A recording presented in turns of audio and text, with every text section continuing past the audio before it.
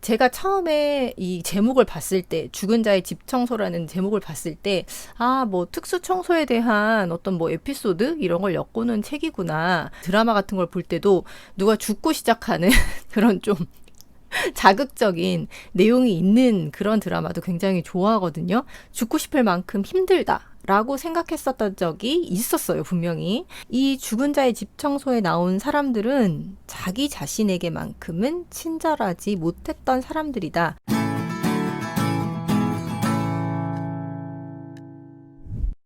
안녕하세요, 여러분. 쉽고 재미있게 책을 읽는 새로운 방법. 1분 책 읽기 이난희입니다. 네, 오늘은 여러분들께 제가 정말 앉은 자리에서 단숨에 읽었던 흥미로웠던 책 한 권을 소개해 드리려고 이렇게 왔습니다. 그것도 이 종이책이 아닌 밀리의 서재, 전자책으로 제가 정말 집중해서 잘 읽었던 책이었었어요. 바로 죽은 자의 집 청소라는 책입니다. 이 책은 특수청소라는 직업을 가지신 김완 작가께서 지으신 책인데 굉장히 이 분의 직업 자체가 흥미로웠어요. 누군가 죽어야지만 이 일을 할 수 있는 그런 특수청소라는 직업을 가지신 분입니다. 사실 철학이나 뭐 명상 이런 곳에서 굉장히 이 죽음이라는 소재를 많이 다루고 있는데 타인의 죽음, 어떤 사연이 굉장히 많은, 근데 이제 세상에 사연이 없는 사람들은 없겠죠. 사연이 굉장히 많은 타인의 죽음을 바탕으로 굉장히 철학적인 사고를 하게 해주는, 죽음에 대해서 한 번씩 더 생각을 하게 해주는 그런 책이었었어요. 그리고 이 단락단락이 굉장히 짧게 돼 있어서 호흡이 굉장히 짧고 김한 작가의 필력 또한 굉장히 강렬했습니다. 이 작가님의 이력이 굉장히 특이하시더라고요. 그 이전에 작가로도 활동을 하셨대요. 그래서 제가 처음에 이 제목을 봤을 때, 죽은 자의 집 청소라는 제목을 봤을 때, 뭐 특수 청소에 대한 어떤 뭐 에피소드 이런 걸 엮고는 책이구나.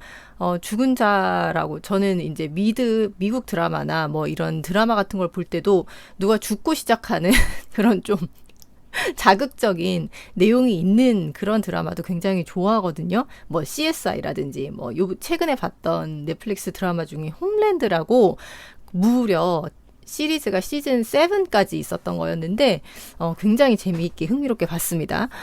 그런 어떤 자극적인 소재라고 생각을 해서 이제 접근을 했는데 그 속에 굉장히 타인의 죽음을 담담하게 표현을 하면서 나의 죽음, 나의 어떤 생활까지 되돌아보게 하는 그런 내용들이 곳곳에 숨어 있었습니다. 몇 년 전에 이제 코로나가 화두가 되기 이전에 우리는 웰빙과 그리고 웰빙에 이어서 따라 나오는 웰다잉이 트렌드였었던 적이 있었어요. 어떻게 하면은 우리는 잘 먹고 잘 살고 그리고 잘 죽을 것인가에 대한 관심이 있었던 적이 있었습니다. 저도 이렇게 기억을 되짚어 보면 죽고 싶다. 죽고 싶을 만큼 힘들다. 라고 생각했었던 적이 있었어요, 분명히. 굉장히 우울감에 빠졌을 때나 정말 이거를 그만둘 순 없고 앞으로 계속 나가야 되긴 하겠고 그렇게 할 때, 근데 보통의 사람들은 그 시점에서 나에게 굉장히 자기 자신 이제 말하는 거예요. 나에게 굉장히 더욱 친절하게 됩니다. 나를 위해서 소비를 하거나 예쁜 옷을 사주거나 맛있는 음식을 먹여주거나 아니면 잘 쉰다던가 하는 식으로 나의 어떤 웰빙에 대해서 더욱 관심을 갖게 되는데 이 죽은 자의 집 청소에 나온 사람들은 자기 자신에게만큼은 친절하지 못했던 사람들이다 라고 생각을 할 수가 있어요. 간단하게 생각하면 내가 없으면, 나의 존재가 없어진다면 이 고통, 이 어려움 이런 것들을 내가 느끼지 못할 텐데 라고 생각을 하는 거죠. 자신에게 친절하지 못했던 그 사람들의 집을 청소하면서 주로 고독사 아니면 자살, 젊은 사람들은 자살한 그런 집들의 청소를 해주면서 우리의 삶에 대해서 한 번 더 되짚어보게 하는 그런 글들을 써내려갑니다. 그 중에 제가 마음에 와닿았던 이 먹고 사는 것에 대한 일이란 부분이 있었는데 이 부분을 한번 읽어드려 볼게요. 이 사연의 주인공은 젊은 여자였어요. 여자분이신데 의뢰인은 집주인이었습니다.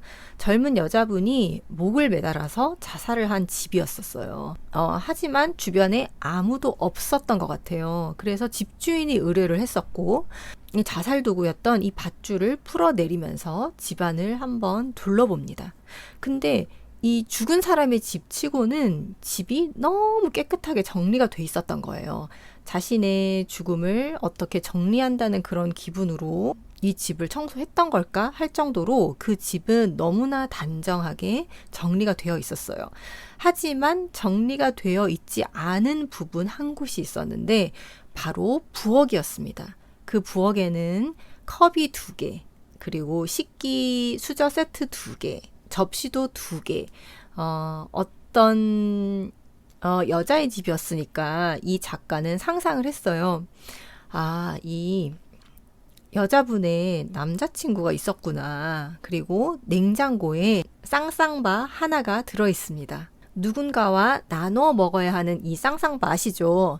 이 단락의 제목이 쌍쌍바였어요. 그 쌍쌍바를 보면서 쓴 글이 여기 있습니다. 부엌 살림을 치우면서 그녀와 함께 머물던 이의 존재가 드러났다. 혹은 존재의 부재가 드러났다고 할까? 싱크대 위의 수납장과 서랍 안의 숟가락과 젓가락, 밥공기와 국그릇은 모두 쌍을 이룬다. 인스턴트 라면도 종류별로 2개씩, 즉시 데워서 먹는 카레도, 바나나처럼 구부러진 과자도, 찻잔은 물론 찻잔 아래 까는 티 코스터조차 2개씩이다. 남은 술은 한 병이어도 소주잔과 맥주 컵만큼은 저마다 2잔씩. 저 혼자서 스스로 삶까지 끝내버린 싱글 여성에게 남겨진 먹는 데 쓰는 살림만큼은 싱글이 아니라 더블인 셈이다. 모든 것을 완벽하게 정리했어도 그와 함께 먹는 데 쓰는 물건만큼은 차마 버릴 수 없었을까? 먹고 사는 일, 어쩌면 그것이 우리 삶에서 절대 도려낼 수 없는 가장 뿌리 깊고 본질적인 것일지도 모른다. 먹고 사는 일, 어쩌면 그것이 우리 삶에서 절대 도려낼 수 없는 가장 뿌리 깊고 본질적인 것일지도 모른다. 인생이란 것이 아주 복잡하게 얽히고 설킨 것처럼 보여도 사실은 그 모든 것이 함께 먹고 살려는 단순한 동기에서 비롯되지 않았을까? 부정한 방법으로 최고 권력을 탐한 자도, 빵을 몇 개 훔쳐 가슴에 품고 달아난 자도, 결국 식솔과 함께 먹고 살기 위해서라는 가장 원초적인 스타팅 블록에 발을 디디고 출발한 것인지도 모른다. 하지만 살다 보면 출발지는 어느새 잊히게 마련이고 도착하는 지점 또한 애초의 목적지와는 거리가 멀어진다. 삶이 진짜 죽을 만큼 힘들 때 이 글을 다시 한번 되새겨 보면은 좋을 것 같다는 생각에서 이 부분을 제가 오늘 읽어봤어요. 모든 인간 행동의 어떤 시초는 이 먹고 사는 일에서 시작되는 것 같아요. 그 시작점에서 우리는 점점점 멀어질수록 이 근본적인 먹고 산다는 일을 잊어버리는 것 같아요. 오늘도 두서없이 시작해서 두서없이 끝난 1분 책 읽기. 저는 이 부분이 너무 마음에 와닿아서 여러분들께 소개를 한번 해드리고 싶었고요. 네, 앞으로도 저의 책 읽기 영상 아주 짧게 제가 마음에 와닿는 이 1분의 문장들이 여러분들의 마음속에도 가서 닿았으면 좋겠습니다. 네, 오늘도 정말 감사합니다.